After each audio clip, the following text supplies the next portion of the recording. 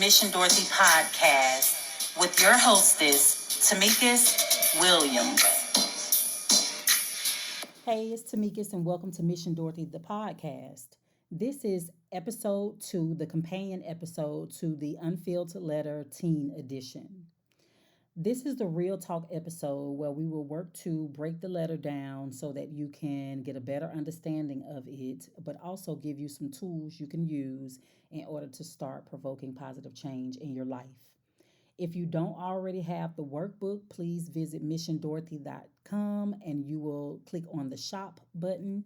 And there you will see the workbook where you can purchase it for a very small fee, download it, and you can get started. The workbook is a fantastic companion to this video, as well as a great follow up after reading the letter so that it can guide you in taking steps that you need in order to live authentically instead of continuing to live with this filtered pain. Okay? So let's get right into it. So some of you all may be walking around looking fly, right? Edges laid, got your lashes done, got your lip gloss popping, you got your cute fit, right? Looking real cute. And this is what everybody see on the outside, right? So we all can put on masks to hide our true self underneath it, right? But if I pull back the filter, right? If we take off the lashes, if the edges aren't popping, if the gloss is not on, if you don't have on the cute outfit, who is left? What version of you is left? And if you made it this far, then I am assuming that there is a lot of pain left once we take all of the bad attitude, the smart mouth, the getting in trouble at school, the pushing back against your parents, cursing folks out or going off or whatever your behavior may be. It got you here. And so that means that you definitely want to make change. So if we remove the filters, then there is a hurt little girl underneath all of the fake and the facade, right? Behind that mask, right? And remember, I'm not trying to shame you or embarrass you. I am strictly calling you out and calling you up, right? Because we're trying to get you to a place to where you feel more confident about yourself so you can move forward with your head up. So I am pulling you up, not down. If that's the case, then I would not have decided to do this episode, right? So what I want you to understand is that I've seen the pain, I've seen the hurt, right? A girl that feels invisible in her own story is often carrying a lot of hurt and a lot of pain, and it can show up in her attitude. It can show up in her facial expression of rolling the eyes. It can also show up in her physical presence, for somebody who has that don't mess with me energy. You know what I'm talking about. Standoffish, got a frown on your face most of the time, looking unapproachable, right? So I want you to understand that all the rolling of the eyes and the attitude and I'm big and I'm bad behavior, it's not confidence. It's not confidence at all. It's literally just pain being wrapped up in pretty clothes. You understand what I'm saying? Because what happens is that we will put on a good face and we will present ourselves to be, feeling great and fantastic in front of a certain group. But then when we're by ourselves, when we are at home alone, here comes the pain immediately, right? So I want you to keep in mind that you can't fix what you keep faking, right? You can't fix what you keep faking because, in with faking it, you're acting as if everything is good. So basically there's nothing there to be fixed, right? Instead, during the faking, sometimes people end up being the loudest girl in the room, and that's not always the strongest girl. Sometimes that's the saddest girl, right? So that's why in the workbook, one of the first activities you have is the unfiltered self check in. And with this check in, it's going to ask you how are you feeling? It's going to ask you about your behaviors that you want to change, right? And it's going to help you to be able to assess how you're moving about in this world, right? It's going to help you to get a good close look at how you are, how you're feeling, you know, how are you feeling right now, right? So is that sad? Is it angry? Are you feeling anxious and on the edge all the time, right? Are you feeling rejected? Then we want to look at the behaviors. Are we um getting into arguments? Are we smoking? Are we drinking? Are we vaping? Are we acting out? Are we fighting? Are we rolling our eyes or not following instructions when it comes from adults? Like, what are those behaviors that you want to change, right? And so I also want you to think about, like, what's behind all of these emotions and behaviors, right? So in the self check-in, it's going to give you an opportunity to take a look at all of that, okay? So that you can spend some time really assessing where you are right now, because it's important for us to be able to see where you are right now so you can really be clear about the changes that you want to make. But in order for you to really think about, what you truly want to change, you have to be clear on what you're actually doing at this time, right? So I want you to understand that it's exhausting to wear masks.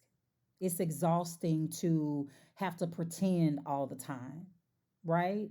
Life itself is busy enough. It has its own set of responsibilities, and it is really hard to try to keep up with two and three different personalities depending on who you're hanging around. I want you to just take a moment and just sit back and think about, what would it be like for you to just be you 100% of the time, right? And some of you may think that that's what you're doing. But if you're acting out and, doing all the things, like I said, the drinking, the smoking, the acting out, um, being smart, fighting, running off at the mouth, then we already know then that um, something is not right. You get what I'm saying? That who you have been is not your authentic self. And this is a programmed version that is trying to survive what's missing, right? Or survive the environment that you're in, right? So that goes back to, us creating defense mechanisms so that we can survive in our environments, right? And especially for young ladies who may be in like foster care, um, or you may have moved a whole lot and you really don't have those trusted adults, right?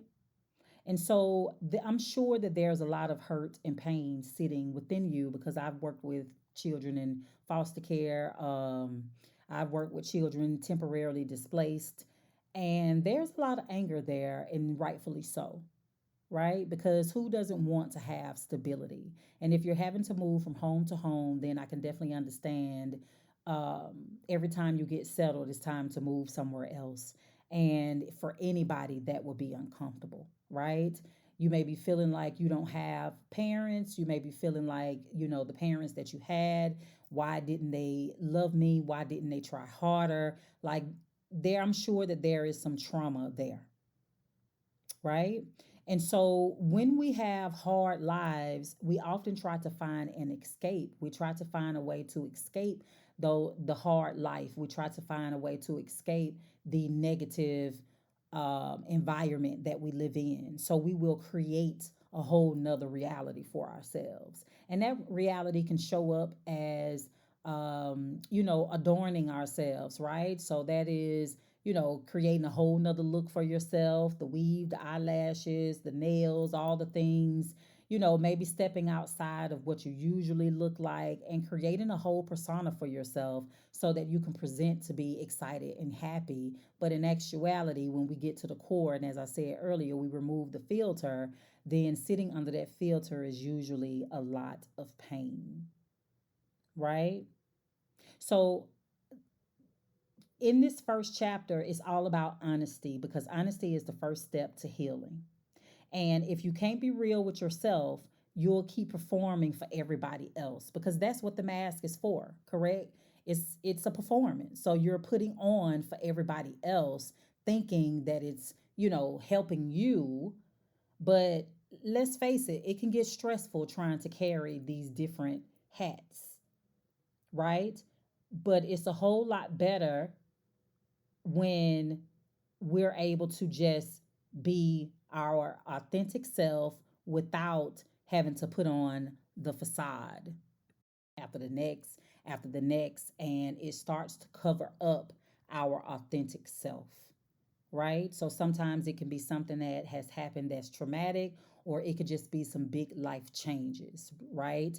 Say that something like you move from your hometown to a new city or a new state. You don't know anybody, so you have to start all over, right? So that can create a situation where you put a mask on. Or let's say your parents get divorced and you have to live with one of your parents and you have to attend a new school. That is another way where you will want to put a mask on. Let's say if you are not happy with how you look, then there's another reason why people put a mask on. Or let's say that their home environment is very toxic and they are unhappy at home, but school gives them an outlet. There's another opportunity for someone to put on a mask, right? Let's say that you're in foster care or you just moved away from your parents and now you're living with your grandmother. There's another situation where we could possibly put a mask on, right? Whether it's for family or whether it's for strangers or if it is for friends, right? Let's say that you've had the same friend group and they've invited a new girl in, right? So here we are. There's a new girl. You got so comfortable with the group. Now there's somebody new and you feel like she may not accept you for who you are. Here we are with another situation on where we could put a mask on. So I hope you understand what I'm trying to say here is we start out as our authentic self, but different situations and changes happen in our life, and it causes us to feel as if we have to change who we are, right? Especially if people are making fun of you and making you feel less than, then you start to have a negative relationship with yourself. And now you don't like yourself. So now you putting a mask on for everybody else, but in actuality, you are really filled with hurt and pain, right? And so I want you to really understand how this whole wearing a mask work. Think about it. I know you guys have heard of code switching before, right? So some people may code switch because they may be the only Latina or African American in their classroom or on the job or in their um, group, right? And they may feel that, they have to code switch or change how they talk in order to fit in, right? And so there are so many different reasons why people tend to put masks on in order to cover up their pain. But the most important thing is for you to understand that you have to deal with the pain. If you do not deal with the pain, then the pain just sits inside of you and it festers, right? And it can fester into unhealthy coping mechanisms like eating disorders, cutting, just different negative drinking, smoking, vaping, promiscuity. Like it can show up in so many different negative coping mechanisms, right? And so it's so important for us to understand that it's okay for you to be you. There is nothing wrong with you. And I think the main reason, or let me say, the main issue that a lot of girls don't understand is that when people are making fun of you or none accepting of you, that is not your responsibility. That is theirs. Now, let me put a couple of rules or this couple of rules around this, right?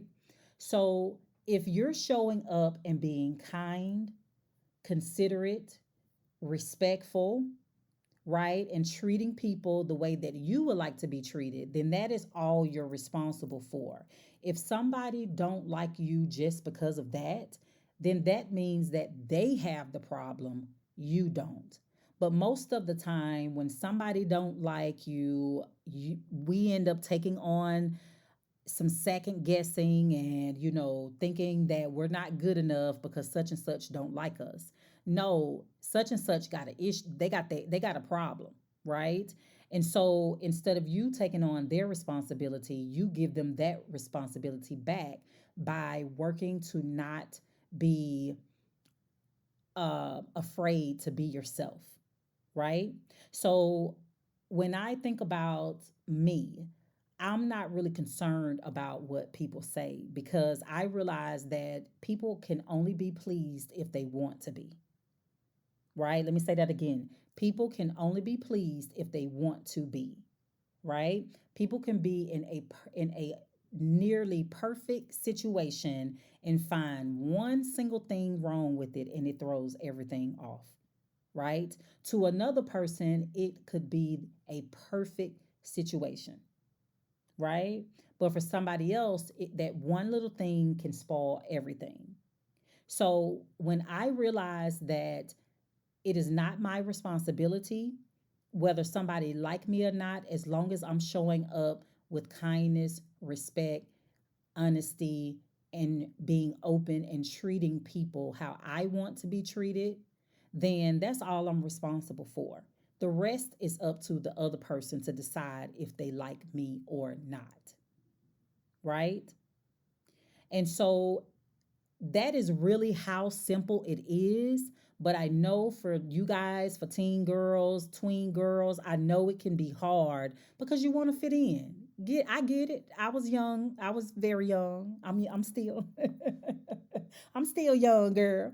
Um, to you, I'm probably older. I'm old, but I'm still young at heart, honey. Okay, so what I want you to understand is it's really that simple, but I know for your age, you want to fit in, you want to have friends, you want to be liked, but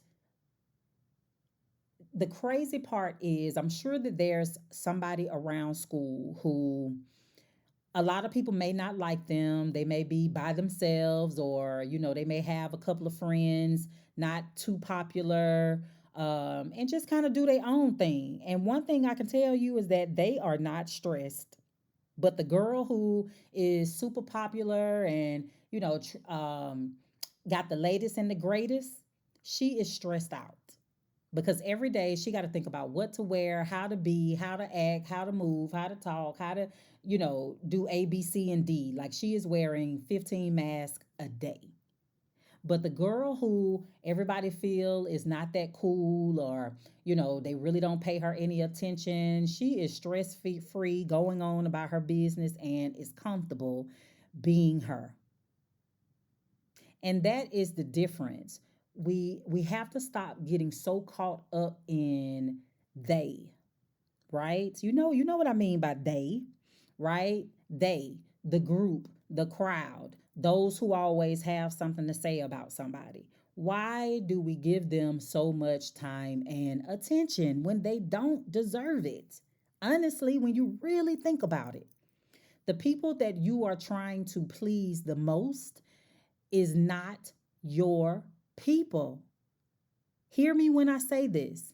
When I work with young anybody really, when I work with individuals with social anxiety, right? I know you guys have heard of social anxiety. It's when you get real anxious when you're around people, right?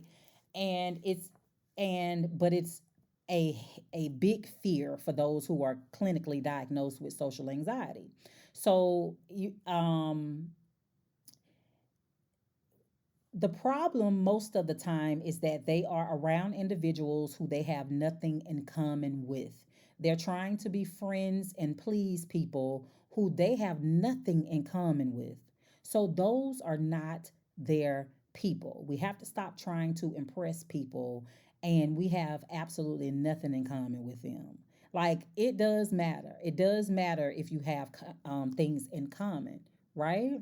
But when you find people who like some of the things that you like, may have the same characteristics that you carry, kind, maybe a little silly, smart, funny, you may be social, you may be active, but when you find other individuals who are a lot like you, then it's easier to make friends with them instead of trying to make friends with people you absolutely have no um, similarities with. And so, this is another reason why people end up wearing masks because they end up friending groups or a person whom they really don't have anything in common with, right? They're probably just hanging with this person because this person is popular or they know a lot of people, or they think that they will be cool because they're hanging with this girl. But honestly, you're causing yourself a lot of anxiety and stress when you really don't have to. You get what I'm saying? So I want you guys to really, really think about, um, are you around your people? Or have you created friendships with people who have nothing in common with you? Right? So I want you guys to make sure you pay attention to page 34 in the workbook because it's called Red Flags, Green Flags. And what it gives you is just some examples of um, warning signs you need to be paying attention to when it comes to dating and friendships, and what it looks like to have a good friend or possibly a healthy date, right? So I want you to like make sure you take a look at that because it speaks directly to what I'm talking about right now when I talk about like finding your people. Because when we talk about friendships, some people will keep friends around because they've been friends for a very long time, or their parents know each other and they feel like they have to be friends, or the friend is popular, but she treats you like crap, right? So to me, a friend is like it's like sisterhood. If you're going to be my friend, number one, don't force friendship on me. Let's just let it happen naturally, right? But also, I want you to pay attention to how your friends treat you, right? Do your friends guilt trip you? Do they try to make you feel guilty just to get what they want? Are your friends not supportive? Do they not come to your games or, things that you're involved in? Do they try to be there for you when you're having a hard time, or you may be feeling, emotional, or may be going through a heartbreak, or you may have some things going on at home? Are they willing to listen, right? Or do they overtalk you and then just talk about themselves, right? Do they spread your business? Do they spread your business around? That's another one you want to look at because if they are doing those types of things, those are not good friendship qualities, right? Give me someone who celebrates my wins. When I do something good, they're there celebrating and rooting me on. They may show up to some of my events, right? They may check in with me just because, hey girl, I was just calling to see how you doing, right? Or when I need them, they're always there, right? When they need me, I'm there, right? So I want you to really take a good look at page 34 in the workbook so that you can really get understand what I'm saying there. All right. So I want to move on to section 2, which is dangerous validation. So in this era of social media, everybody is chasing likes, right? Instagram, TikTok, I guess the Snapchat. For some of you all might be on Facebook, but everybody is chasing this online validation, right? And whether it's in the group, it can be in your group chats, or you could also be chasing validation from boys, from boys, right? And so what I want you guys to understand is, in the letter, I talk about you're allowing, in the letter, I say, you're allowing people to touch your body, but they can't even basically put respect on your name, right? Or, you know, spending so much time on social media and, constantly checking it to see how many likes you got on a post, right? Or every day you're posting pictures of yourself and, showing yourself from behind so everybody can see your butt, or, being inappropriate if you have on like a low cut shirt and possibly showing a little bit of your cleavage or your boobs, just the thirst trapping posts. Yeah, you know what I'm talking about, right? And so all of this is validation. All of this is when you're trying to seek validation in order to um in order to, like, prove that my picture do look good because I got 15 likes, right? Or, oh, everybody liked my video because I got 155 likes on it, right?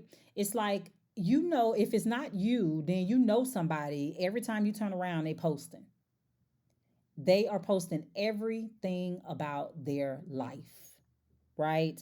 The thirst trap pictures, inappropriate pictures, trying to look grown, right?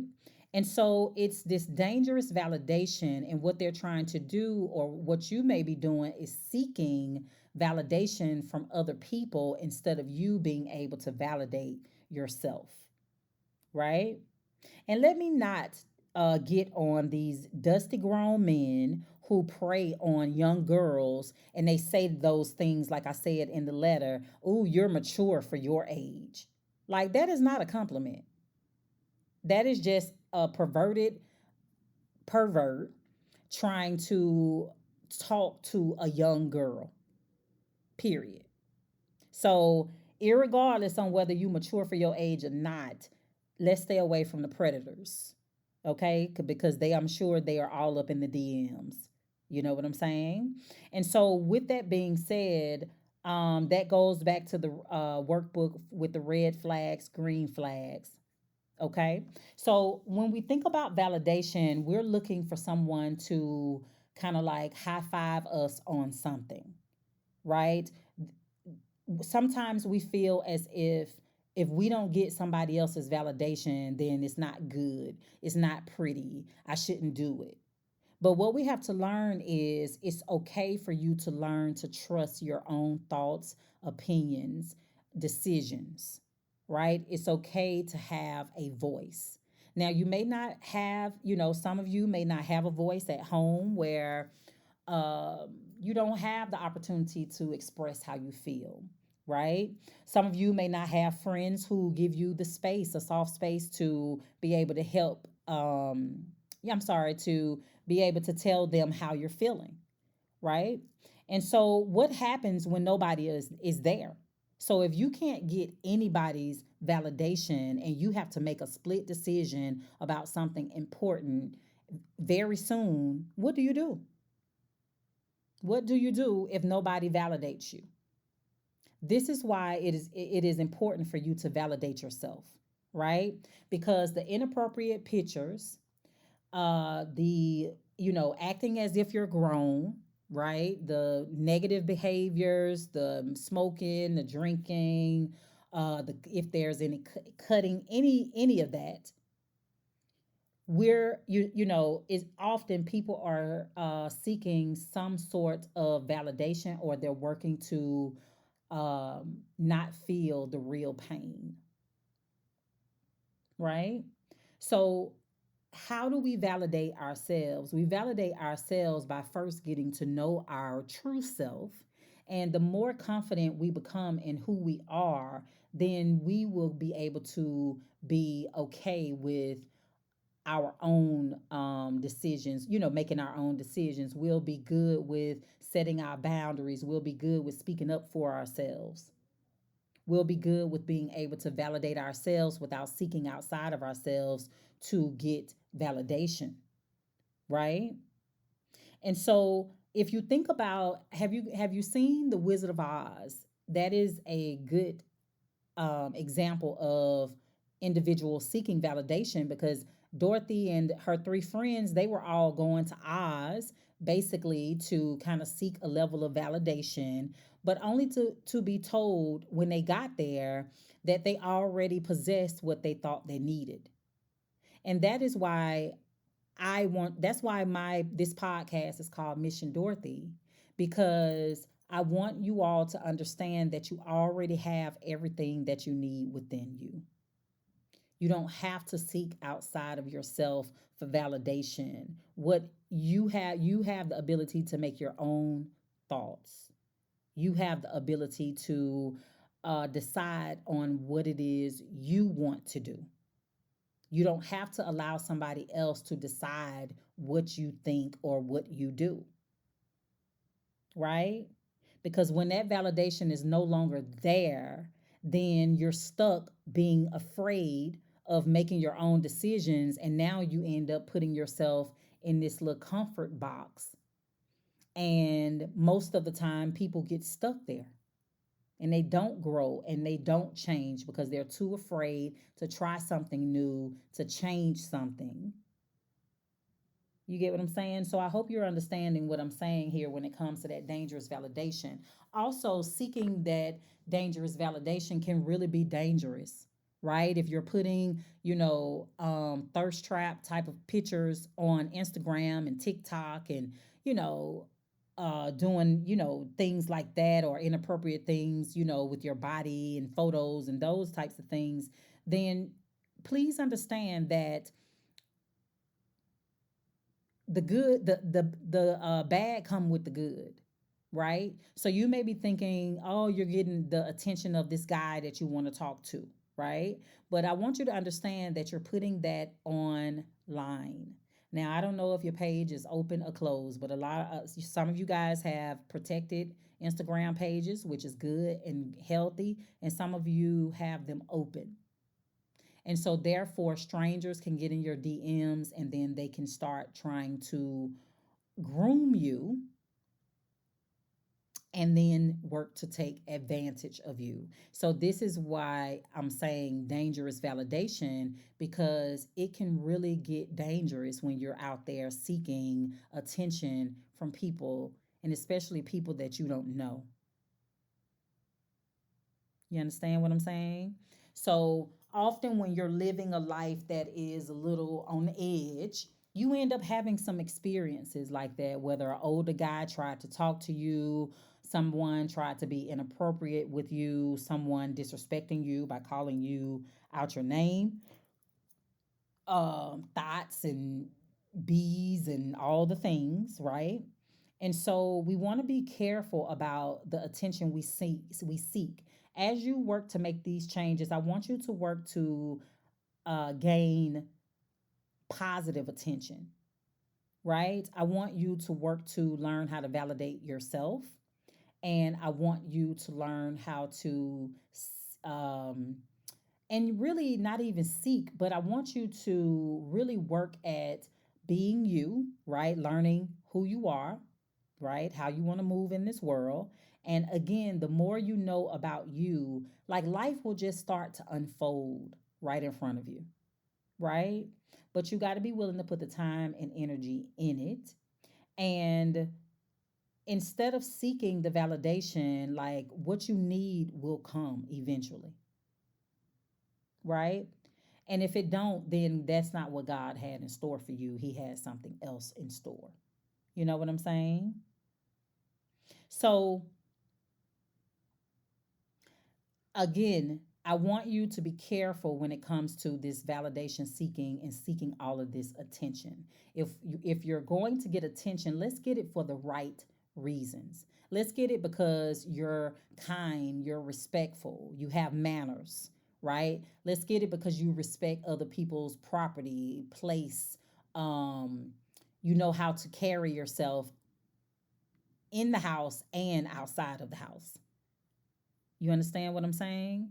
Let's work to, get the good grades. Let's work to, excel. Let's work to get in um, extracurricular activities and things like that that will help to maybe break you from being shy. I remember sixth grade, I was kind of coming out of my shyness because I was really quiet. I was bullied like up to like the sixth grade. And then sixth grade came and I don't know what happened, but I was over it. And I started taking up for myself. And then seventh grade hit. I decided to I think I started running track in like fifth, sixth grade, somewhere in there. And then I started to play basketball in the seventh grade, and that was it. Like once I started playing basketball, the shyness was gone. I was, I mean, it just opened up a whole nother world for me. And I absolutely loved it, And so I was in a lot of clubs in high school.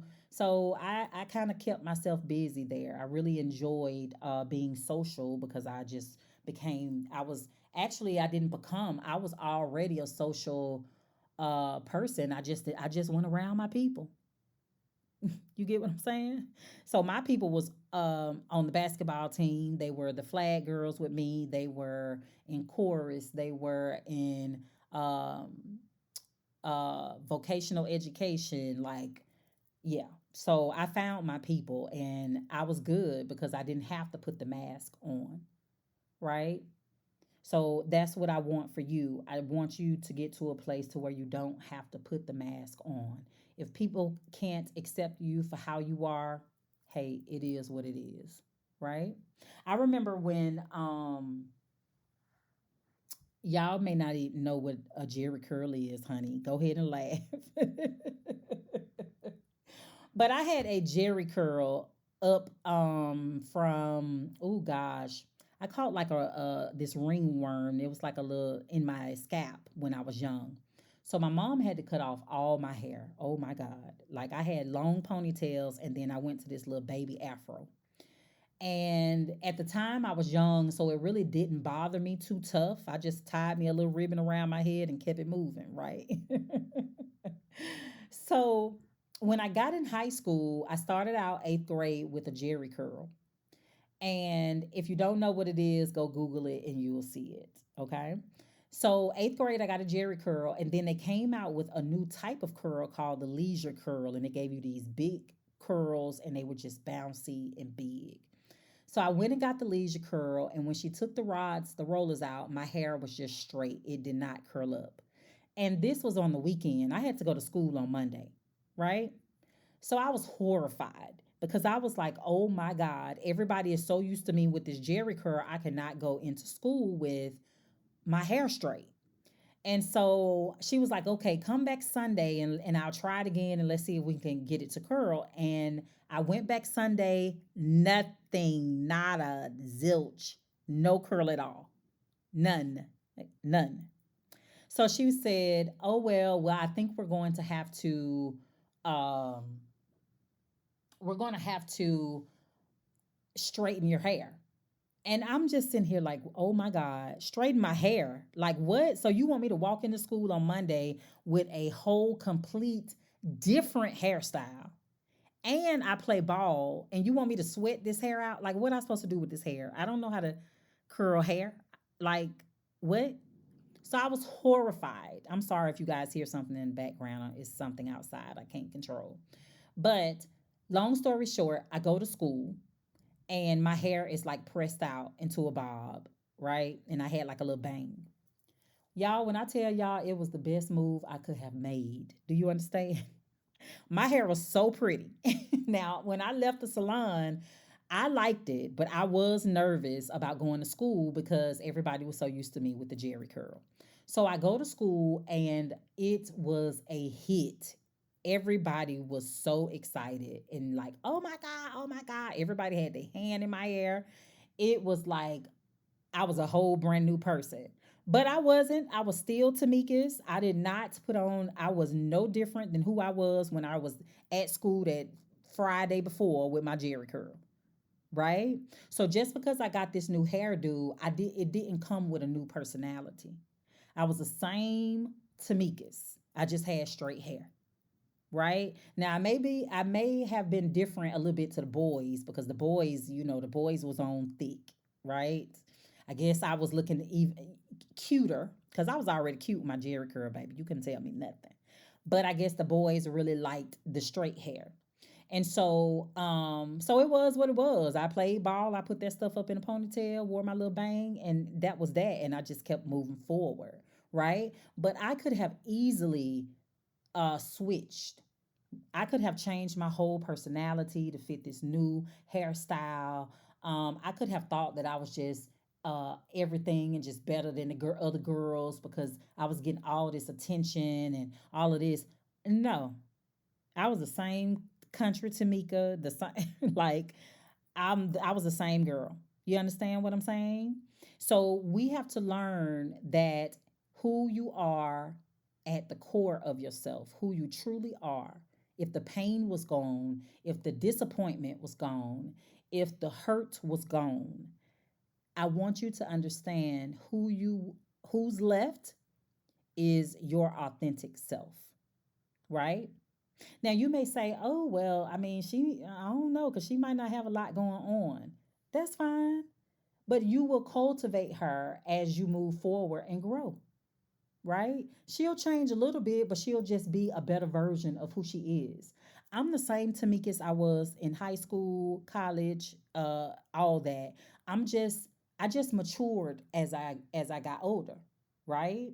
So at heart, I'm still the same my little country twang in my voice. I can be funny, I can be nice, kind.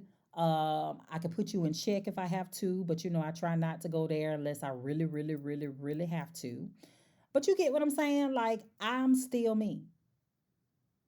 I'm me here on this podcast, in my sessions with my clients, at home with my family, out with my girlfriends. I am Tamika's. I don't put on mask.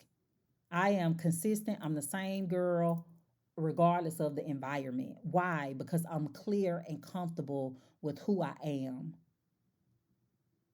right? I've done my work when it comes to my traumas, when it comes to the hurt and the pain in my life. I've been to therapy. I make sure that I'm constantly working on keeping my emotions balanced, right? So that is what I want you guys to do. I want you to understand that regardless of life is going to create change. And you will change. I'm not saying just like I said, at the core, I still have a lot of the same characteristics I had when I was younger. I'm just more mature now, right? I got more responsibility. I'm more mature. Um, but I'm still Tamika's, right? So I want you guys to understand again,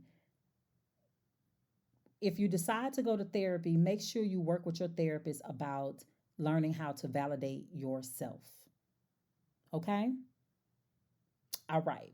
So I want you to make sure you go to the workbook. And again, I would like for you to, take a look at page 34, which is red flags and green flags. And then I also want you to take a look at the pain versus um, pain versus power worksheet as well. Okay. And that one will be on page 15. Okay. And so the pain versus power is basically giving you an opportunity for you to assess where pain may lie, right? So you're going to use that worksheet to reflect on moments where pain might be masquerading as confidence, right? And then I gave you a couple of questions to answer. So we'll just look at the first one. When was the first time you felt you had to perform to be accepted? Right? So I kind of talked about that already, right? You may have started at a new school, right? You may have a new friend, a new person in your friend group. You may have a new boyfriend and um felt, and you might feel like you have to act different so you don't look boring. You know what I'm talking about, right? So all it takes is some situations to happen in our lives, and we can easily feel uncomfortable in our skin, and then we will start to become someone else because we feel like it's easier to be that person than ourselves. All right? So I want you to really be mindful of the validation, because the validation that you're seeking could possibly be dangerous, right? All right. Now, let's talk about that escaping and numbing that you may do, right? So what I mean by this is often when our world is too hard for us to navigate, we'll look for other things to help us escape and numb. Now, in the unfiltered letter, I talked about weed, I talked about alcohol, I talked about um, um, vaping, right? So often, weed, alcohol, and even hookups may put a pause on the pain, but it is not healing, right? Some people will literally sit and smoke all day. They'll wake up in the morning, smoke in the morning. They'll smoke it if they get a break, sneak outside or at lunchtime, after school, they're smoking. Like some individuals will literally be high all day, right? Some individuals will take their weekends and sit and smoke and drink or get drunk all weekend, right? All so that they can escape their reality and numb their feelings, right? So when we think about it, you know that high, the blunts, the drinking, at the end of the day, it's not peace, as I said in the letter, it's pause. So it puts the pain on pause. And as soon as the high come down, the weed wears off, the hookup is over, you're at home from the club, the friends are gone, that pain is creeping right on back in there, waiting for everything to wear off. So let's be real with ourselves, because this is how people end up with substance abuse issues, right? They start out with drinking and, thinking it's fun and shots, right? And before you know it, every time they go out, now they need a shot in order to be around other people because of anxiety, right? I can't tell you how many times I've heard individuals talk about how they use alcohol to help them feel more comfortable around others. It, think about that. So I have to drink in order to be comfortable around other people.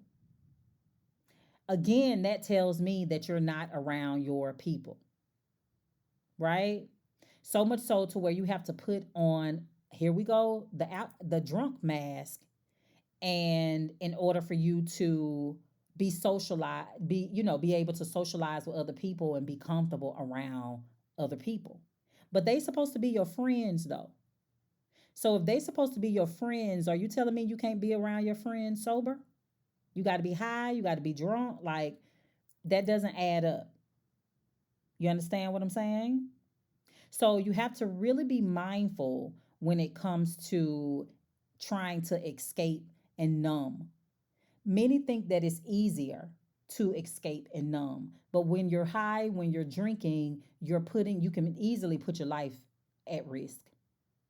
So instead of sitting down and maybe talking to somebody that you trust, or asking your mother to maybe get you a therapist, or talking to your school counselor, you would rather go out and drink and smoke and be high, right? Until that wears off and then everything comes back. And you still got the same issues. But if you take time out to really talk with someone and deal with what's going on in your life, then it's easier, because you're not putting yourself at risk. You're not putting your life at risk. You're not creating these negative habits, right? And then you have an opportunity to really do something about your pain, your hurt, so that eventually it will get softer to deal with, and eventually, will be healed, and now you don't have to worry about it. But if you keep numbing and trying to escape it with these negative coping mechanisms, then that problem is going to always be there. And every time you get drunk, every time you get high, every time you do a hookup, I mean, what? That only lasts for a certain amount of time, and you're right back at square one, right? So I want you to really think about what the problem is with the escaping and the numbing. This is showing that you may not have healthy coping mechanisms. Not might not. You don't have healthy coping mechanisms if you drinking and smoking your problems away. If you hooking up and, allowing people to disrespect your body in such a way, right? Like, that's negative coping. It's unhealthy coping, right? And so there are a lot of different coping mechanisms that you can use. In the workbook, you will see where I just gave you some just a few resources like deep breathing and the power of stretching, so that you can remove the tension your body holds when you are feeling these negative emotions like anger, envy, jealousy, sad, depressed, those types of things. Our body holds a lot of tension, right? So, and then we also have the 478 breathing technique that can help to reduce anxiety. It helps with balancing your nervous system so that you can calm down, right? But other coping mechanisms is, calling a someone you can talk to. Another coping mechanism is getting outside and getting some fresh air, taking a walk. You can listen to music. You can go and exercise. You can color. You can maybe go and shoot a couple of hoops. You can do some art, paint. Um, Yoga, pray, read your Bible, meditation. Like, there's a lot of different coping mechanisms that you can use, right? Instead of using these unhealthy coping mechanisms to escape and numb yourself. Okay? So I really want you to really think about, how are you trying to escape and numb? What behaviors do you use when you try to escape your emotions and numb your feelings? I want you to like really sit and think about that, because instead of a pause button, because honestly, the pause button really just keeps you stuck, right? So when you hit pause and you decide to drink, smoke, and do all the things, you're really just pausing the pain. But as soon as all that wear off, then you're right back with the pain. It's like having a toothache and then you put some of the oral gel on it. It'll work for a little while, but it eventually wears off, and that pain is right back. It's waiting on you, right? So, again, I want you to really sit and think about your unhealthy coping mechanisms, and then I want you to think about some healthy coping mechanisms that you can use, like the 478 breathing, stretching, journaling. Also, in the workbook, I put a mood tracker in there so that you can start tracking your mood as well. And that way you can start to read your emotional patterns. Okay. Next, we're going to talk about the comparison trap. Now, we already know, right? Because Instagram, they came up with this term called Instagram envy, which is where people will go and look at other people's Instagrams and they will get jealous or envious of the person that they're looking at, right? So when we think about the comparison trap, think about TikTok, the highlight reels versus real life, right? Everybody is smiling, glowing, traveling. But also, I want you to understand that you don't see their tears, you don't see their bills, you don't see their struggles, right? Because most people are not putting that out there on Instagram. They're making life look perfect, right? And many people get lost in what they see on this social media, thinking that it is the person's whole life, when really it's just a 30-second clip that they more than likely curated and decided to stand a certain way or hold a phone at a certain angle or take the picture at this certain moment, right? In order to capture perfection or make it look like perfection. But in actuality, it's not. So often people end up comparing themselves to others. So then we'll say, well, you know what? I decided I need to take a social media fast, right? So people will come off of social media for a while, they'll delete it, they will not go on social media for a while, only to end up back on there and hooked again. Now they're comparing their life, and now they feel like their life is boring compared to Monique's life or Kim's life or whoever it is that they're looking at on social media. And now they're mad at their parents because their parents can't buy them what they want, or because their bedroom don't look like Kim's on Kim's page, or you can't get the same type of hair that Monique have, and you got to get your hair from the beauty supply store. Like, come on. So I want you to understand that comparison is a it's poison. Literally is poison, because people will sit and compare themselves to others, and it just creates a cycle of unhappiness. You understand what I'm saying? It creates a cycle of unhappiness, and now people will be sitting around not happy with their life, right? So I want you to think about when you go on social media, do your social media feed you, right? When you scroll through your TikTok or your Instagram, are the posts you're seeing information that is going to make you feel good about yourself? That is going to that's going to remind you of your greatness, that's going to remind you of your goals and the things that you like, your interests, right?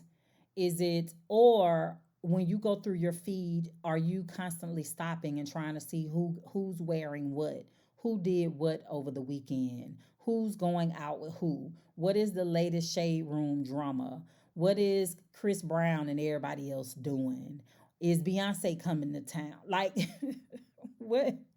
Like, does your feed you, right? If not, then let's work to change this personal algorithm. I hope I said that correct, but let's work to change that, because if your feed is full of intimidation, is full of people that you are envious or jealous of, then of course you will need to come off of social media. But what I say is let's revamp that and let's unfollow all of the people who make you feel less than. And let's follow accounts that are going to pour into you, right? So you know the positive quotes, quotes for girls, teens or tweens, healthy eating, you know, pages that may tell you like some of the up and coming events in your community for your age range, um, positive people you may like, positive musicians, who sing positive music. But let's make sure that our feed is feeding us. When I go through my feed, I'm excited because I know somewhere along the line I'm gonna learn something new. I follow a lot of channels that educate you about different things. I follow other some other therapists. Not that many because I like to stay in my lane. I follow other mental health pages that may be educating you about mental health. I follow food pages, funny pages, comedians. I like books, so I follow some book talks. Um, but everything is about my interests, my values, my goals, my career, the things that I like. You know what I'm saying? That's I don't really follow people to see what they're doing in their life, so to speak. If I'm following another therapist, then that means that I like their post, possibly learning something from them. I am following them because I may be able to, they may have some videos that my clients can benefit from. Um, I may be inspired by their work ethic and, so I try to follow people who are going to pour positivity into me instead of stripping me of my confidence, right? So we have to really be careful with the whole comparison game, right?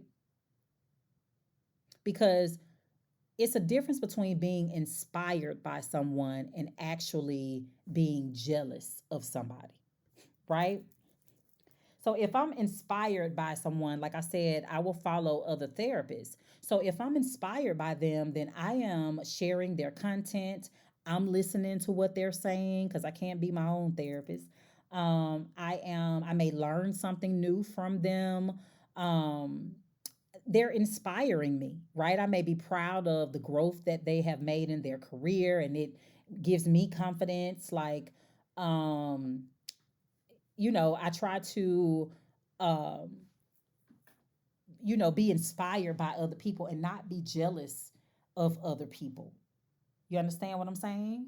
So when we are comparing, we're self-evaluating. We're basically looking at ourselves and we're comparing ourselves and gauging our abilities and opinions and overall self to aspects of other people's life, right? Whether it is attractiveness, whether it's wealth, whether it's intelligence, um, we're constantly self evaluating. So if I'm going to self evaluate, I want to evaluate to see how I can be better and not self evaluate where I'm comparing myself to what somebody else is doing. Right? I want to follow pages that are going to help me improve. I want to follow pages that are going to help enhance me.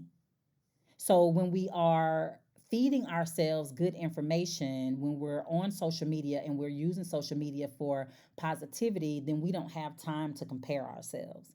Now let's talk about the girls that may be at school, right? There may be girls who dress, wear a lot of name brand, or, they just may have a nice style and you wish that you could dress that way, but your parents may not be able to pay for, certain types of clothing or go to certain stores or, you know, a lot of different things can play a part in that, right?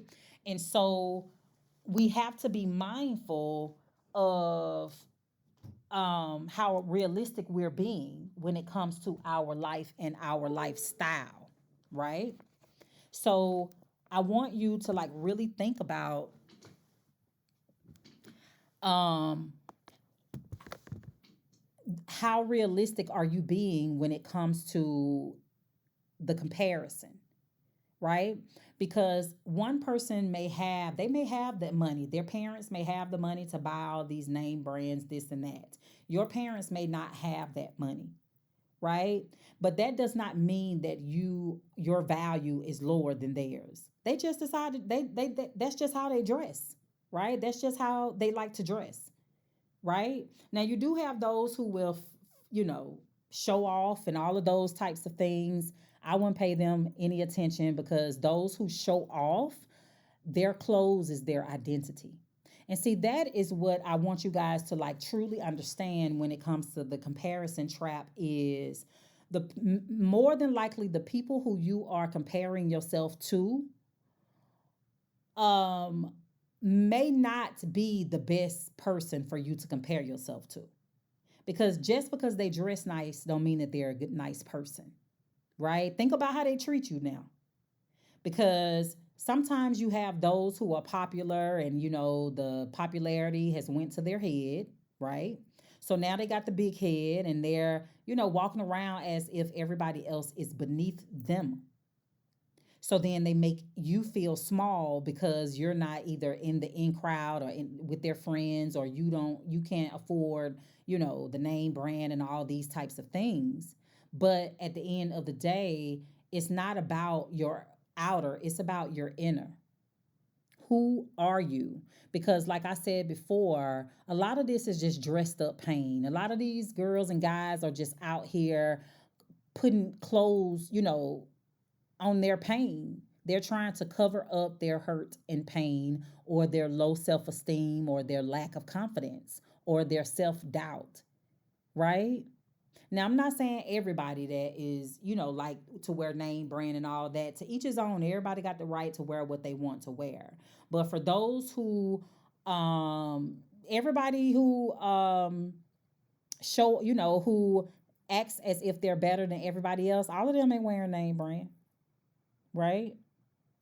So again, I know in your young years, you know, this whole social life thing is very important to you, and it is.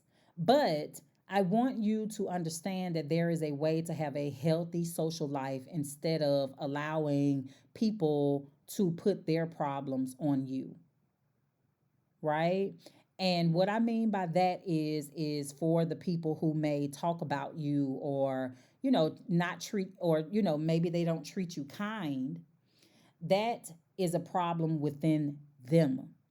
Often when people make fun of you all the time, it's because it's something in you that they envy, that they are inspired by, but instead they choose to be envious or jealous of you when they can literally just be inspired by you, right?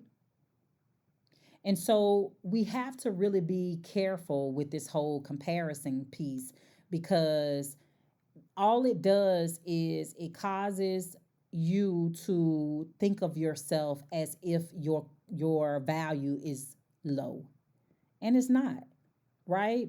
When we think about social media, it's unrealistic expectations, and those unrealistic expectations, they contribute to negative self perceptions, which is how you look at you. So in your workbook, I want you guys to make sure that you read the self-esteem, self-worth, self-concept articles, because they most people think that all of that is just wrapped into self-esteem, and it's not. You have your self-worth, you have that's your self-worth, you have your self-concept, you have your self-esteem, right? Self-esteem, how you feel about yourself; self-concept, how you see yourself; and self-worth, how you value yourself, right? So I want you guys to make sure that you read the articles in the workbook on those topics, so that you can, you know, understand the importance of them. And then I want you to make sure that you take out some time to do a little bit more research when it comes to self-worth, self-esteem, and self-concept, because I want you guys to really understand the difference between the three so that you can learn how to nurture all three: your value, your worth, your self-worth, how you see yourself, how you view yourself, and how you feel about yourself are all important. We have to stop allowing other people to tell us who we are. Your job is to go out here in this world and let them know who you are, not to go out into the world and let the world tell you who you are. Let's stop doing that. And for all the girls that think you grown, that's what you're doing. You think that being smart, having a smart mouth, being disrespectful is grown. And really, it just makes you look like a child. I mean, it just makes you look immature, honestly. Right? And so I want you to really make sure that you go and make some changes to your social media feed, right? Let's make sure every time when you go through and you look at all everybody you're following, ask yourself, how is this page feeding me? Is it feeding me trash? Is it feeding me low self-esteem, low self-worth, low self-concept? Is it making me feel bad about myself? Is it making me feel bad about my weight, my skin color, my race? Like, ask yourself that, okay? Because if it is, you need to unfollow and let's go find some pages that are going to help pour positivity into us instead of the negativity. So I want you guys to really be mindful of the comparison trap because this is where that low self-esteem kicks in, and depression, right? And anxiety. Because when you start comparing, it's you literally tearing yourself down. You're tearing yourself down.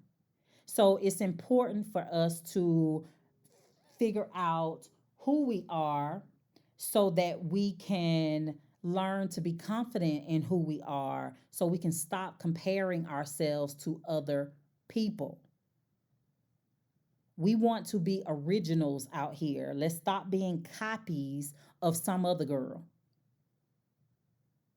You understand what I'm saying? Stop trying to be somebody else and let's work on figuring out who you are and let's be confident and comfortable in who you are as you work to change. Right? So we're going to accept all the negative behavior that has been happening thus far. Right? So if you've been cussing out folks, if you've been rolling your eyes, getting into fights at school, getting into trouble, escaping and numbing with weed and vaping and smoking, if you're out here with the hookup culture and allowing people to misuse and abuse your body, all right, we're going to accept all of that. But what are we going to do now about it? Are we going to continue to act grown, right? Or are we going to start creating positive change so that we can be clear about who we authentically are, nurture and fall in love with her so that you can be able to move on with your life? Now, let me say this for you all who may be like in foster care, or you may be staying with a grandparent or uncle, or you're not with your parents and you kind of feel like your life is in transition and you have to move here and there. I want you to understand, yes, you might be moving. Your place of living might change a lot, right? But that does not have to change who you are becoming. Right? Because you're taking the same person to each location. So, as you work to create this change, continue to work on yourself, even if you have to get up and move again, even if you have to start a new school, even if you have to start finding new friends. Don't lose yourself because life is doing what it do. Life is going to do what it does, right? It's going to do what it do. So we cannot stop life from doing what it's going to do, but we can continue on to achieving our goal.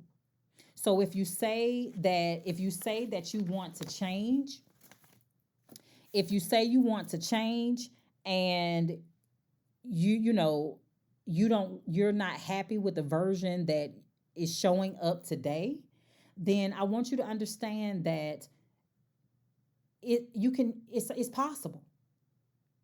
Even if you have to move from place to place, home to home, you still work on you. Don't let anything stop you from being the best version of yourself. You understand what I'm saying? Don't let it stop you, because the focus is you. Everything around you is going to constantly change, but you're focused on getting rid of the negative and replacing it with the positive. You're focused on learning how to fall in love and like in your authentic self and let go of the mask. You're choosing to deal with your pain and hurt instead of escaping and numbing it.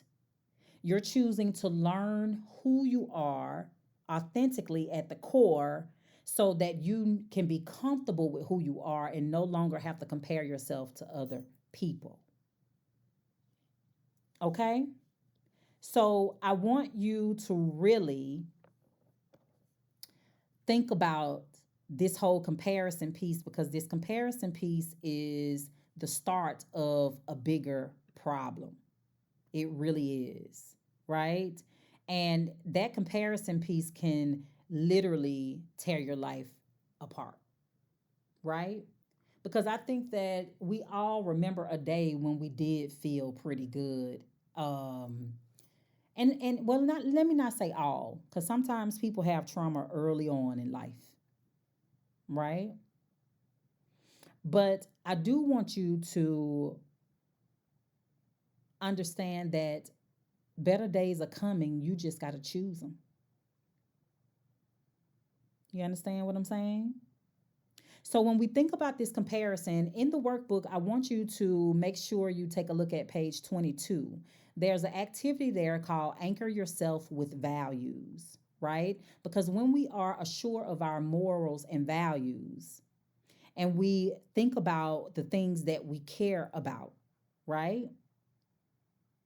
Then, with that being said, that helps us to gain more insight and understanding about what really matters to us. And this is part of us cultivating the woman we are becoming, right? And so this is us wrapping our arms around the woman we're becoming, and we are no longer needing to compare ourselves to others.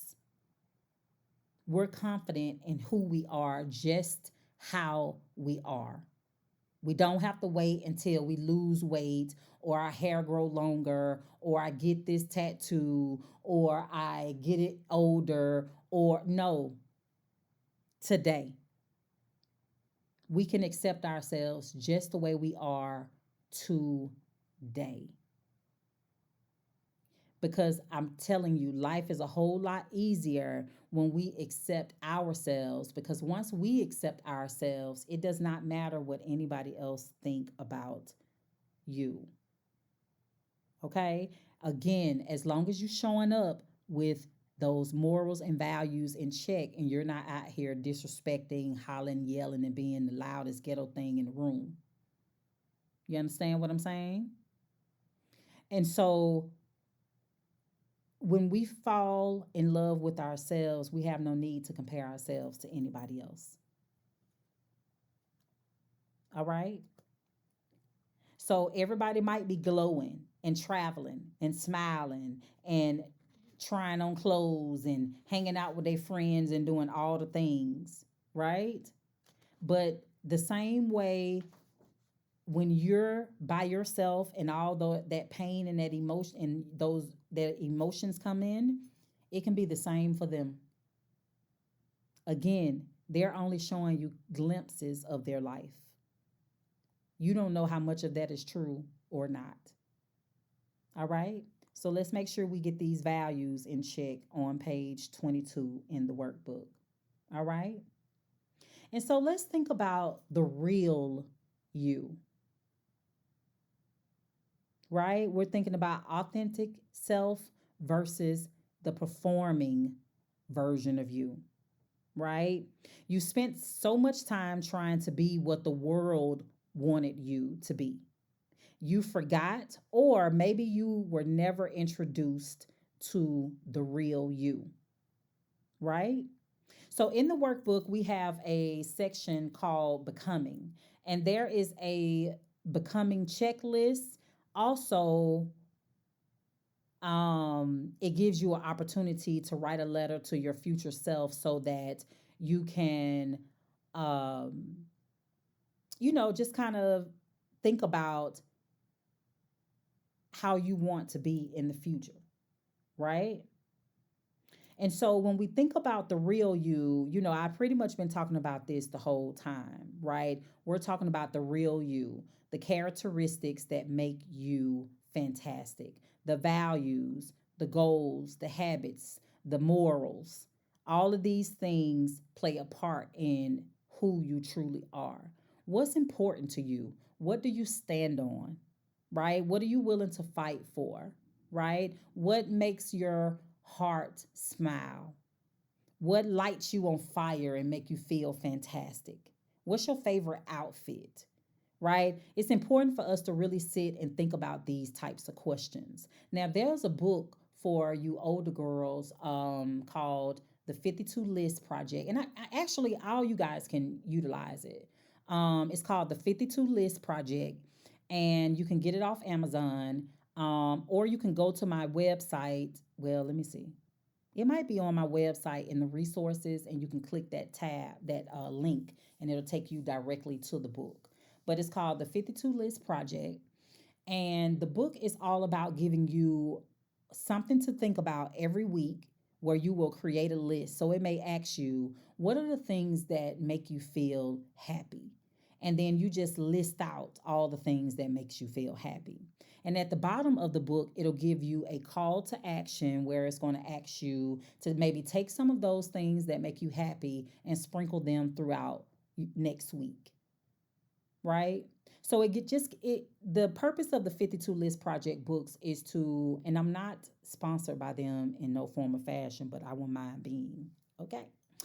But the 52 List Project, I love the books because they give you the opportunity. I'm sorry, y'all, I'm moving around in here, but um they give you the opportunity to really focus on you. Every question in the book is about you. It's asking you about you, and it's giving you 52 lists for 52 weeks of the year that focus on you thinking about something related to you, right? So I think that that would be a fantastic book for you guys. They're so cute. They're hardback.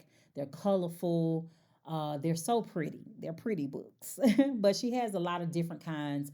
52 lists for happiness, bravery, calm. Like she got a couple of different ones, but I think that you guys will really enjoy those books. It'll give you an opportunity to get to know the real you, right? We have to do some self exploration as we talk about the real you, right? And this is the you before the pain, before the trauma, before the disappointment, before the letdown, before the anger, before the rejection, right?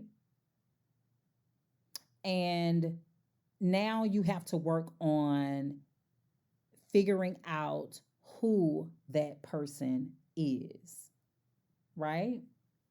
And so I want you to take some time out, because if you go on Pinterest, they have like 200 questions to get to know you better, right? It's a lot, they have a lot of prompts that you can use in order for you to like get to know you, right? And so in the workbook, I am asking you to um, do a couple of things.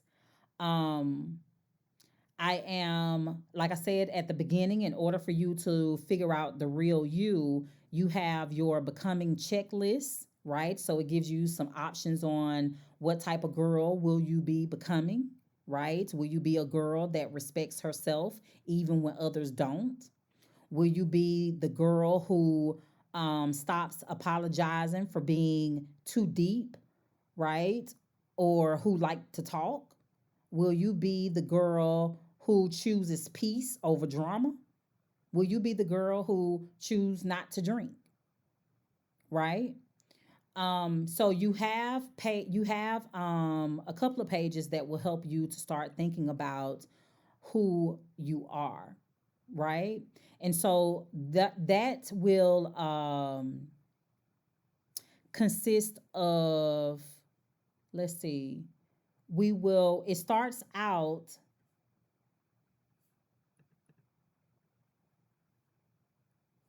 on page 19, where it's giving you an exercise called Small Steps, Big Leaps. Then you have the Rehearse the New You. Then you also have a little something to help you get out your comfort zone. And then we also have the Anchor Yourself in Your Values, right? And then that walks you into the Becoming section, where you start to talk about your self concept, your self worth, your self esteem, those types of things that will all help you to start exploring who the real you is. Okay, so you have several pages in the workbook from page, um, like I said, a good um, 10 plus pages in the yearbook just devoted to you. The whole book is about you exploring the real you, right?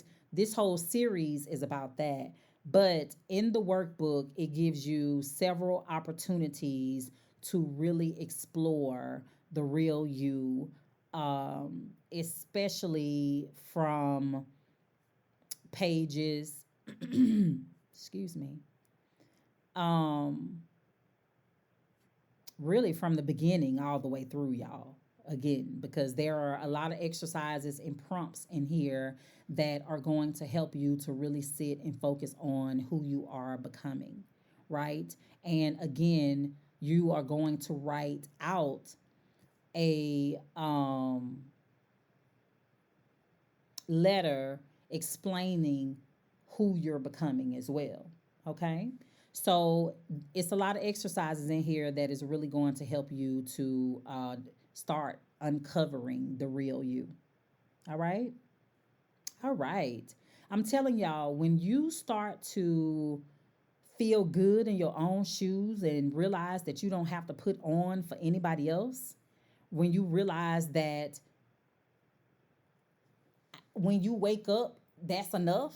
You know what I'm saying? Like, you don't have to put on the mask. You don't have to fake it.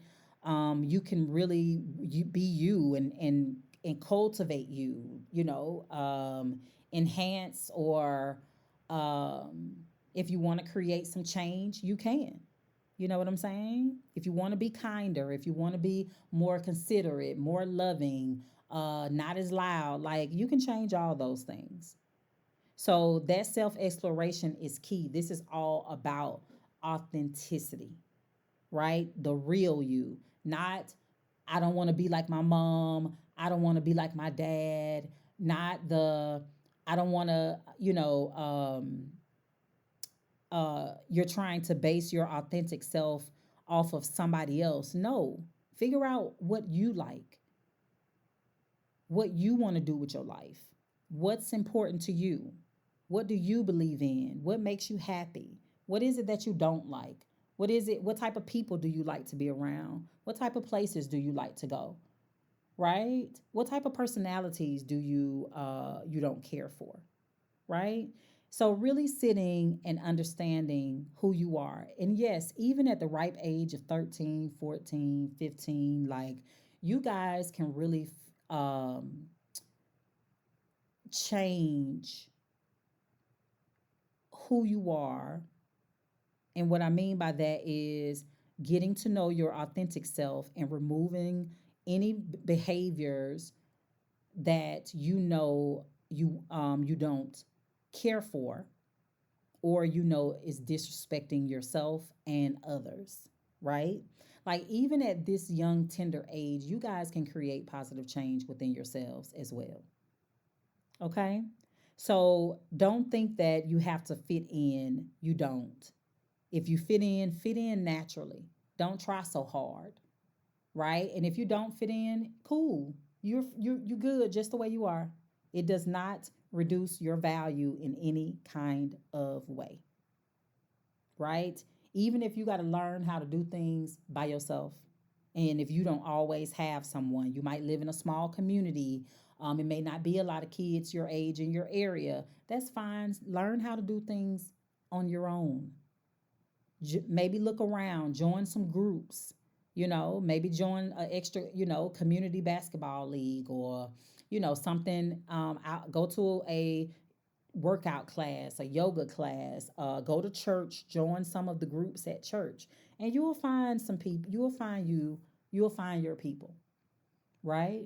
But you can also find individuals who will be willing to help um, you along the way create the positive change that you want in your life as well. Okay? And that's a perfect segue to change and growth, right? So, one of the things I want you to understand is that change isn't betrayal, it's actually growth. It's okay to change your mind, it's okay to change and get new friends, it's okay to stop performing. It's not fake, it's freeing, right? So, being the authentic you is not about being fake. No, you and all these ridiculous behaviors is what's being fake. And it's time for you to figure out who you are underneath all that pain and that hurt, right? So, how are we tying in change and growth? There's a good article in the workbook on change, right? And then also in the book, I put a couple of activities in there, such as um, the small steps, big leaps, the rehearse, the new you, the comfort zone, and the values anchor. All those exercises will help you when it comes to change and growth, right? Some people are afraid of change, but I want you to understand that change is something to be excited about, because it brings the opportunity for you to change things up instead of things always staying the same old stale way, right? And so some of the things that you want to think about when it comes to change and growth is really being clear about the behaviors that you want to change, and what type of behavior do you want to replace it with, right? So, do we want to replace negative thoughts? So, what we want to do is replace negative thoughts with the truth, right? We want to rehearse behaviors, that are positive instead of those that are negative. We have to rehearse them so that we can get comfortable with the change that we're creating in our life, right? But we have to be consistent, right? And so there's an article in there about consistency as well. So we have to be consistent in our efforts. So if we're going to create change in our life, we can't, we can do it a little bit and then stop, and then we can start back. But how many times are we going to do that? Right? So let's work on being consistent. And the more consistent we are, the sooner we will see positive change.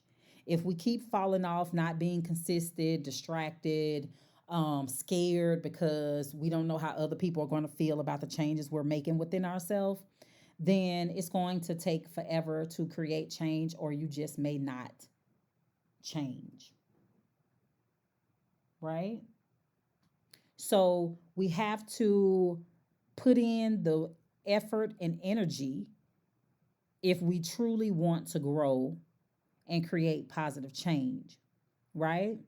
So, in the exercise related to the comfort zone, I want you to think about what a comfort zone is. I want you to imagine you were sitting in a bubble. And in that bubble, it had everything that you need, right? Your life basically goes the same way every day. Everything is the same people, same places, same everything, right? Nothing new is coming in and nothing in your life is changing. So that is a comfort zone. Sometimes we will create a life for ourselves that we are comfortable with, and we will stay there for the rest of our lives. We won't create change. We won't make any change. We won't allow change to come in. We won't get new friends. We won't change our hairstyles or change our job, change, our we won't change anything. We just keep doing the same over and over and over and over again. And so that is what we create a comfort zone to where we're afraid to step out and try something new, right? And so with a comfort zone, it's important for us to learn how to step out into the growth zone so that we can grow and learn and change and introduce new things to come into our life, so that we can promote positive growth and change, right? But change is not going to happen in a comfort zone, in a comfort bubble. Everything is the same in there, remember? So you have to step outside of your comfort zone in order to get used to the changes that will be made in your life, to get used to how people may react to these changes, right? And to get used to doing these things consistently, right?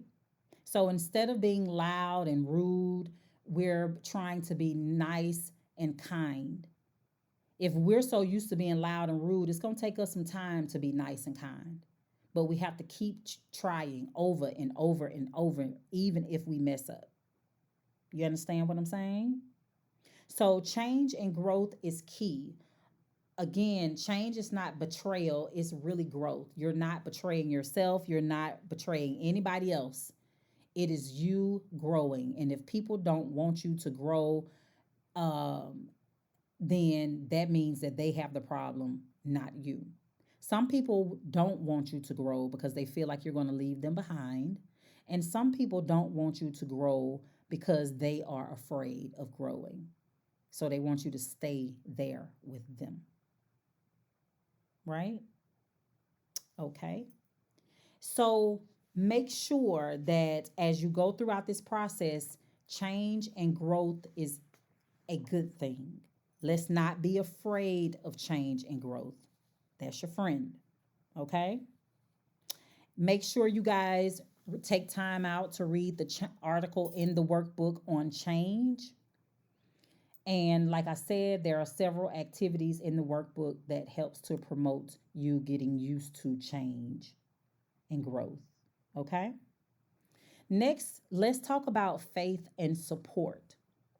So, this journey is not a journey that you should go on alone. Like I said, Dorothy, she met her three little friends along the way, right? Scarecrow, Cowardly Lion, and Tin Man, right? And so, healing is not something that you have to do alone. You have to look around and see who is willing to support you in this. Okay. So, first and foremost, God is always there waiting on the invite. All you got to do is pray and ask Him for it. The prayer don't have to be all extravagant and all of that. Just open your mouth and say, God, I need you. God, please help me to create positive change in my life. I'm tired of hurting. I'm tired of crying. I'm tired of carrying this pain. But most importantly, I'm tired of wearing these masks. I want to figure out who you created, and I want to be her.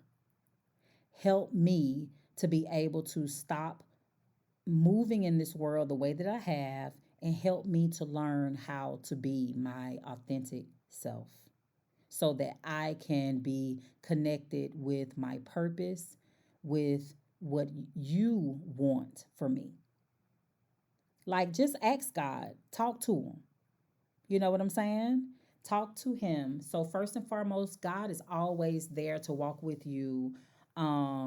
Even in the moments when you feel like he's not there, he is there working on your behalf.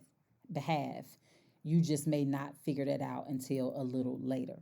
So I want you to think about, who is your support system? You have God, you got, look around and see, what trusted adults do you have? Do you have your parents? Do you have guardians? Do you have mentors? Do you have a favorite teacher, your school counselor, the school social worker, your basketball coach, your gymnastics coach, um, your best friend's mom, your best friend, your, like, who do you have, right? Your social worker, your case manager, who do you have as a trusted adult that you can talk to about what you're learning here, and help and ask them to help you to take this information and grow, and and grow from here, right? The person who can help you to find a therapist, the person that can help you to find the resources that you need. Okay? So I want you to really sit and think about, who is your support system, right? So in the workbook, we have a safety and support plan for you to fill out, right? And we also have an activity where you're asking, your trusted adult a couple of questions. And then we also have an excerpt in there about growing with God. Okay? And so I want to make sure that you guys understand how to utilize the safety and support plan, because as we go about, we want to be mindful that healing is not a solo journey. We want to invite our Lord and Savior. We want to invite our trusted adults, right? We want to invite someone in who we know cares about us and is willing to walk this journey with us, right? And so when we take a look at our safety and support plan, it will be on page 33 in the workbook. And what it's asking is for you to list 5 people. I'm sorry. It's asking you to list those who are your 3 top people and how they can help you. It's also asking you to list who can help you at school or in the community. I also added some hotlines and crisis support numbers there for you. And then I'm also asking you to write down your warning signs so that you will know when you need to reach out to your support system. And also for you to create different text messages to let them know that you're not okay. So that if you send that text message, they will know to make sure that they get in contact with you as soon as possible, right? So we have our safety and support plan or guide in here. And I want you to remember, needing help doesn't make you weak, it makes you wise enough to protect yourself. Okay? So I think that this is very important. Tie your faith in with this effort, right? So as you work to get connected to your authentic self and work to heal this pain and work to change your life, I want you to make sure that you work to be able to partner with others. Allow other people to help you. Don't be afraid to allow other people to help you.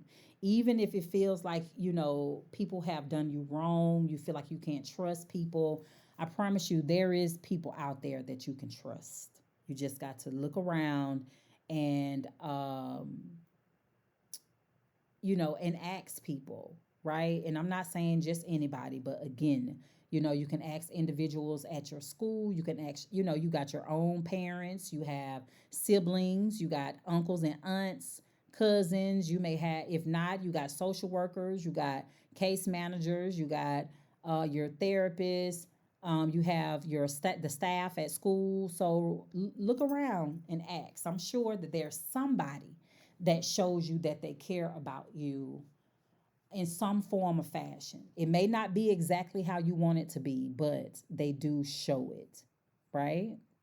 So I want you to make sure that you complete the support, safety and support plan. And then I want you to make sure that you do your interview with your trusted adult as well. And then I want you to, I want to respect everybody's belief system, but I am a believer of Jesus Christ.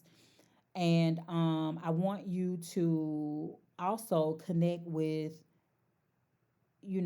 God or your higher being. But connect with your faith and your surrounding support system as you go about this journey of creating change. Okay? And also, I want you to make sure that you stay committed to looking for support as you get older, because it's fantastic to be able to have mentors as you get older, and just they're kind of like when they're like training wheels, right? And they're there for you as long as you need them until you can kind of like ride the bike by yourself, right? So they're there for you in life as long as you need them until you can step out there on your own. Or they're just there to be of support to you, right? So make sure that as you get older, never be afraid to seek support, because we all need people who care about us and can walk this journey with us, because life is not always easy. But always remember that you have God right there with you day in and day out. Okay. And so if you're not a journaler, I would suggest that you try maybe journaling, and that can also give you a safe space, as well as it can give you a place to talk to God as well. But it also gives you a place to get your emotions out of you and on paper, so that you can free up some mental and emotional space. Okay.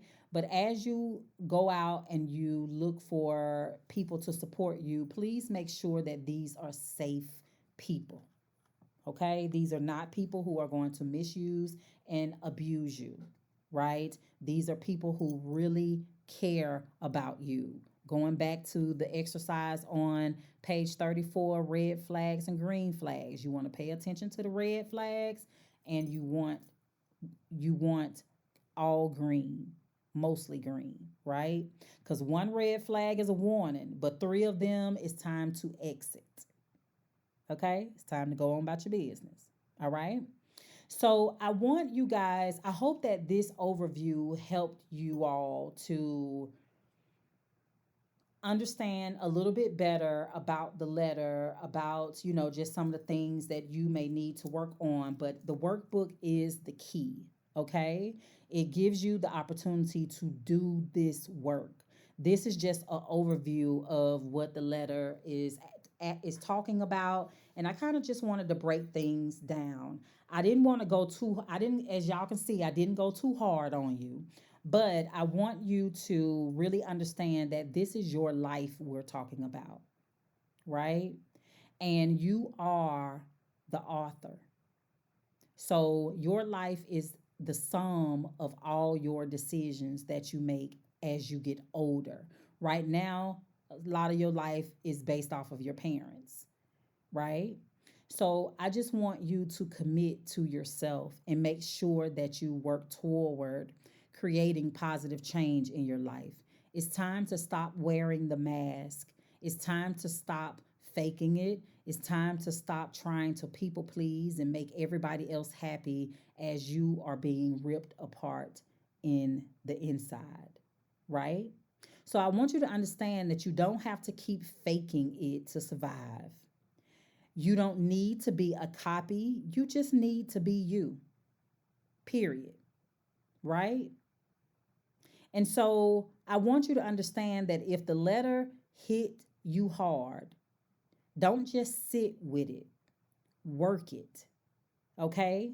The workbook is your next step to start healing, growing, and becoming. All right? So I want you guys to make sure that you do the work. I have faith in you. I have called you to the carpet. I got your attention. I'm giving you some things to think about. Now it's up to you to take all of this information and put it to work. Get your safe, trusting adults and let's get to work. I want you to sit down, go through the workbook, and once you finish the workbook, I want you to reach out to your trusted adult. I want you to go ahead and ask if possibly they can help you find a therapist. And I want you to start getting the help that you need. You can use your school counselor also, and they can help you as well. But I want you all to be encouraged. Okay? There are a lot of books and workbooks that you can buy on Amazon when it comes to building your confidence. There is a workbook called the self-esteem workbook, and that is a fantastic workbook to work on your self-esteem. But there are several workbooks that you can use after you finish this one in order to enhance this work. Okay? So I want you to remember no one is coming to save you. You are the rescue. You're rescuing yourself. You are the healing. You are working to heal yourself. You are the assignment. Okay? You are the person that you are working on. And I truly believe that if you stay consistent, start feeding your emotional and mental health good things. That is good music, good social media, good friends, reading, educating yourself, learning how to deal with your emotions, learning how to set boundaries, stop comparing yourself to others, stop numbing and trying to escape, stop seeking the validation from others, stop trying to cover up your pain, stop comparing, you know, and really work to be and deal with the real you as you work to heal all the pain inside. Okay? So please, if this helped, please connect with me on social media. You can go to the website, send me a message. But I really hope that this works. Um, And I feel that it will if you stay consistent and you utilize this as your first step. Utilize the episode, the Unfiltered Letter episode, and this episode, and utilize your workbook. This is a fantastic first start, right? This is a great start. And then you have to start adding people to your team, right? So that you can get the healing that you desire. And if for some reason nobody is willing to help you, know that God is there and you pray and you talk to God as you work to get good grades and prepare yourself to go off to college and, to create a life for yourself. Do not give up on yourself. You are worth all the work. It's not always easy, but it is worth it and you are worth it. Get excited about this journey. This is your opportunity to create the life that you truly would like to have as you get older, right? This is your opportunity to take off all the masks and just be you, okay? This is the opportunity to allow your authentic self to shine. And if they don't like it, so what? Somebody will. Okay? Somebody will. You are perfect just the way you are. You are enough just the way you are. I want you guys to take a look in the workbook in the back. And in that workbook, I put some affirmations that you can cut out and hang them up around your room. Put them on your, if you want to tape them to your computer, however, your mirror, put them in your mirror, and every morning repeat those to yourself. Right? You can cut them out and you can put them on your mirror in the bathroom or in your bedroom and stand in that mirror and repeat them to yourself every day until you believe them. Okay?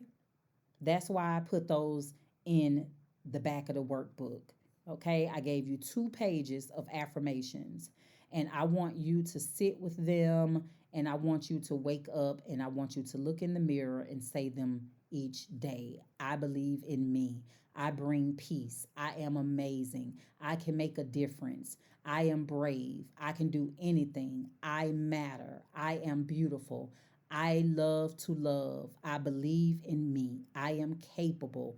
It's okay to feel feelings. I can heal, right? And then I gave you some quotes that you can hang up too as a reminder so that you don't lose yourself in your head. All right? All right, you guys. So I hope that you enjoyed this series. I am going to go ahead and end here, but I want you to understand something. I believe in the girl you are becoming.